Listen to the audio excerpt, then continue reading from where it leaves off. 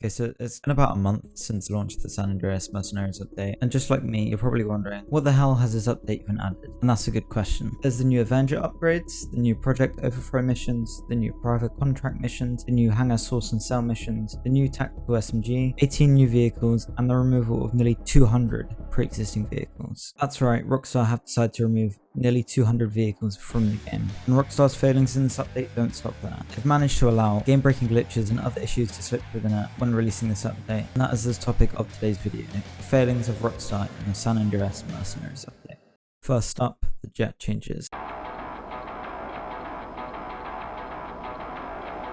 In this update, there have been two big changes to the jets. Firstly, the death beams that the laser and the Hydra both have been nerfed, and if you don't know what I'm referring to, that is the explosive cannons. The rate of fire has been nerfed. However, the second change is the F-160 Raiju, and that is the new jet that's been added in the game. It boasts an incredible off-radar ability, very similar to the new ability that the Avenger has. Alongside that, it also has a VTOL that's better than the Hydra. It also has the same explosive cannon as the Hydra and the laser. It also is very resistant to bullets as well, which makes it effectively most strongest jet in the game. Even multiple miniguns firing at it can't kill it. And not to forget, the F-160 Raiju is also a significant amount faster than the laser and the Hydra, and that makes it the new fastest vehicle in the game. But why is this going to be an issue for GTA in the future? Regarding the jet nerfs, there are some other jets that don't have the same explosive damage as the laser and the Hydra, so the new Raiju, the Rogue, and the B-11 Strike Force. And that still creates a bit of a gap between the jets, which still leaves no parity, though obviously that is relating to the price point they're at. Why is the F-160 an issue? Firstly, let's talk about the off-radar capabilities of it, combined with its power. The issue that I have, and I've seen others having on various forums and videos, is the fact that it wields such power, and the fact that such power can be hidden from the radar. And I understand that obviously comes with like a near $7 million price tag. However, I feel like it can definitely be damaging to free mode lobbies to have those jets flying about with you not being able to see where they are, only hearing it. Alongside that, the Raiju has incredible bullet resistance, which means any non-explosive jet is effectively useless when trying to take this out because they don't have explosives. But what else has Rockstar done wrong in this update?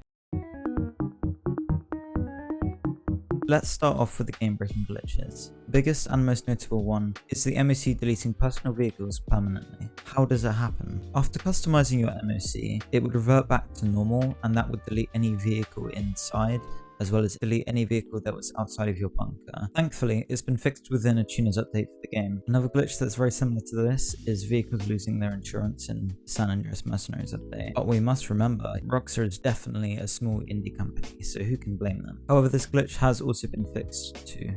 Unfortunately, it doesn't stop there. Glitches along the lines of off-radar glitches and god mode glitches are still rampant, so that's kind of annoying. One of the off-radar glitches utilized the Avenger's new off-radar autopilot. It utilized that to make you permanently off-radar in the free mode session. Another one, which is very famous and has been in the game for years, is the god mode speedo glitch, and that still has not been patched. But remember, small indie company.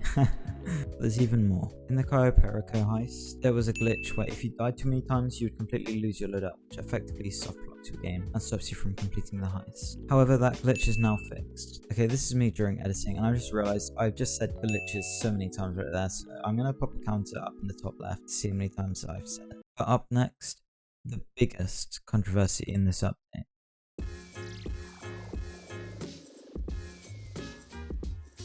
Last but definitely not least, is the fact that 188 cars have been removed from purchase from the game. Rockstar claim this is to streamline the car buying experience in GTA Online as a whole. However, that makes no sense to me. There were so many cars that people still desired. They didn't even do a community poll to see which cars would be removed, or they could have gone with a much easier alternative of just adding more categories or categorizing by year. It's really not that difficult. I'm not even a games developer, and I've come up with that concept on the spot. Some of the most notable removals are the XA21, RE7B, and the Cyclone.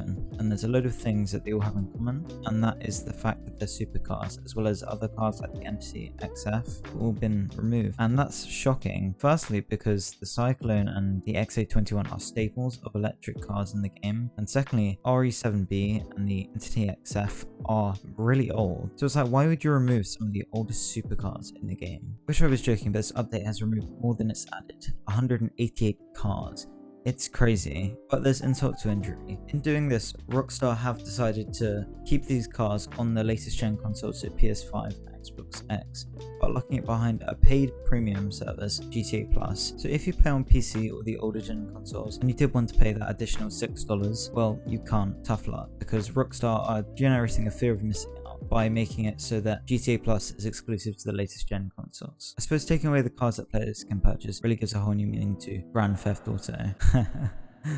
I hate myself. All jokes aside, it's not all doom and gloom. Players are utilizing Discord servers and the trade station from the LS car meet to get cars that have been removed from purchase but that other players have. But some players have been using more illegitimate methods of getting cars that have been removed from the game. But who can blame them? I think anyone can agree this update has been genuinely awful. There's been such a lack of content added. I've ruined so much in this update. But thank you for watching. This has been my video on the San Andreas Mercenaries update. If you enjoyed this content, then consider liking and subscribing as it helps out the channel. Once again, thank you for watching and goodbye.